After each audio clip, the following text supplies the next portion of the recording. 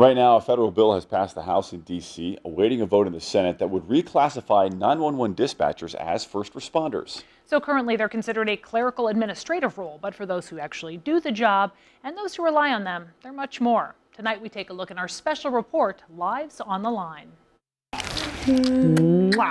At home, Demarius Reddick is a hero to his two little girls. But at work, he's a different kind of protector, cloaked in the darkness of the dimly lit Peoria County Dispatch Center. 911, where is your emergency?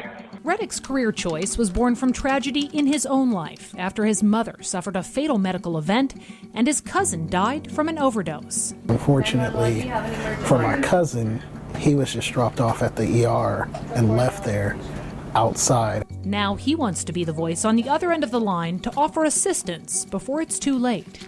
Still, he's taken some difficult calls, including the night 4-year-old Jeremiah Ward was fatally shot in Peoria. Reddick recalls the phones were ringing off the hook that night. We got officers and paramedics on the way. How old was the kid? People in the same class, put the pressure on it. Do you know who did it? I do not, but he has the same phone right now. Despite the horror of that call, he had to focus on getting additional information for police. We've already got the medics on the way. Now we're worried about scene safety for the officers, catching the suspect, different things. It's a skill of separating yourself from tragedy that Carla Veach, a Tazewell County dispatcher of 16 years, says is a necessity. We had a farm accident outside of town, and it was a young boy that was helping his dad on the farm, and the tractor rolled over on top of him. And it was my very last call I had taken of the day, and I got up and I clocked out and I went and cried on my whole way home. When calls like these come in, that's when telecommunicators turn to their own methods of coping. Well, I'll go home and if it's been a bad day, I'll go hug my family, my kids. I've got a new grandbaby, so I'll go snuggle with her as often as I can. Decompressing is something her coworker, Miranda Ball, makes a priority. Taking long walks with her dog, writing, listening to music, and other methods of unwinding.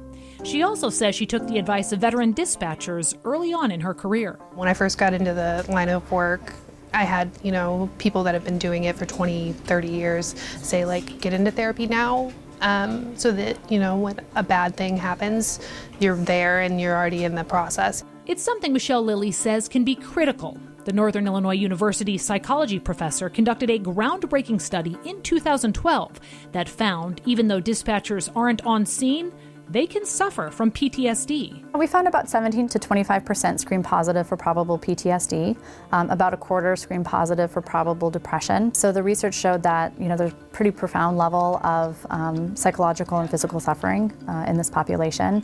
However, despite the emotional toll the job can take, they go to work each day, ready to answer all types of calls, including those where they have to pass on medical advice before the paramedics arrive. And are you having any pain? Is she changing color at all? We give callers instructions on everything from how to deliver a baby, to stopping bleeding, to breathing assistance, to chest compressions. And keep in mind, not only are they answering 911 calls, they're taking that information from the callers, then passing that along to EMS, police, and firefighters so they know where they're going and what to expect when they get there. Yes, you want to add engine 4. For these reasons, they have the support of many fellow law enforcement officers in their push to be reclassified as first responders.